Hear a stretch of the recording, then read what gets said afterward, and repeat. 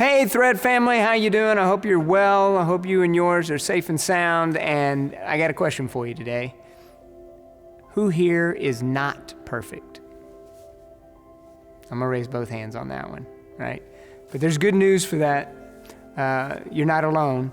And there's great hope in our passage today. So we're in Matthew chapter 16, and we're going to see some back and forth here. It's pretty interesting. So let's pick it up with Matthew chapter 16, verse 13. Now when Jesus came into the district of Caesarea Philippi, he asked his disciples, "Who do people say the Son of Man is?" And they said, "Some say John the Baptist, others say Elijah, and others Jeremiah or one of the prophets." He said to them, "But who do you say that I am?" Simon Peter replied, "You are the Christ, the Son of the living God." And Jesus answered him, "Blessed are you, Simon Bar-Jonah, for flesh and blood has not revealed this to you, but my Father who is in heaven. And I tell you, you are Peter, and on this rock I will build my church, and the gates of hell shall not prevail against it." So we read this passage, and here he is, Peter confessing him as the Christ, and Jesus says, on this rock, I will build my church. Is he meaning Peter? Let's keep reading, because right after that, from that time, Jesus began to show his disciples that he must go to Jerusalem and suffer many things from the elders and chief priests and scribes and be killed and on the third day be raised. And Peter took him aside and began to rebuke him, saying, "Far be it from you, Lord, this shall not happen to you." But he turned and said to Peter, "Get behind me, Satan. You are a hindrance to me, for you are not setting your mind on the things of God, but on the things of man." All right, so in that first part of the passage, and Peter's spot on, right? You are the Christ, the Son of the living God. And just a few verses later, Jesus is turning and telling him, "Get behind me, Satan." So what is he building his church on? Is it on Peter? It's on the faith. It's on Peter's faith. When Jesus says, "On this I will build my rock," it's the faith of saying, you are the Christ, the Son of the living God. That's the rock, is the rock of faith. Jesus knows that man has fallen, that no man is a rock all the time. We fall and we stumble and we slip and fall. He knows that.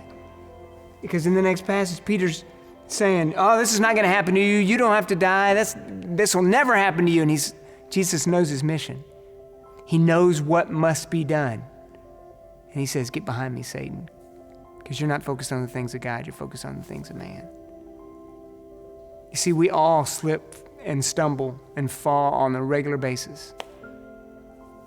I mean, who hasn't been there, right? Those times when you feel like you've just let down God. I've been there.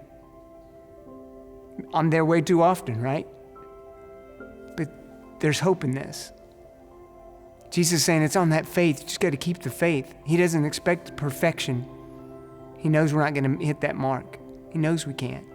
But it's on that faith, knowing who is the Christ, who is the Son of God, the price that he's paid for us, and following him. It's not on us. We're not the rock. But that faith, he'll build his church on that faith. Remember the faith of a mustard seed. I mean, look at Peter. Here he's saying, "Get behind me, Satan." That's what Jesus is saying to Peter. Later on, on the day of Jesus' death, he denies him 3 times. Peter denies him 3 times. He says, "I'm not going to deny, never. I would never do that." And Jesus says, "Yeah, you will," and he did. But in the Gospel of Mark, what is said? "Tell the disciples and Peter that I'm coming." He calls out Peter. Says, "I still got you. I know you've fallen. I know you failed. And I know that you stumbled along the way, but I got you. I came for you too." So what do we do with all that? What do we do with Peter's comments, which we can all fall into that. One day he's the rock. A few minutes later, Satan, a vessel of Satan. So what are we to do? The very next passage. Then Jesus told his disciples, "If anyone would come after me, let him deny himself and take up his cross and follow me." There's only one reason to take up your cross, and that's to die on it. We don't put our faith in ourselves or other men. We put our faith in the Christ, the Son of God. And we pick up our cross and we follow him. And we may stumble and we may fall. In fact, we absolutely will. Even if we had to live one perfect day, we couldn't do it. He knows that. But he says, follow me. And guess what? Even when we stumble along the path, he's waiting for us to help pull us up out of the ditch and say, come on, follow me. There was a saying in Jesus' day. It said, may you be covered in the dust of your rabbi. It meant, may you be following him so closely that the dust of his sandals covers you. Who are we following? What are we following? Are we following Jesus? I pray that you are covered in the dust of your rabbi, in the dust of Jesus today. Follow him. We may slip, we may fall, but he came for us. He came for you and he came for me, and he paid the price for all our stumbling.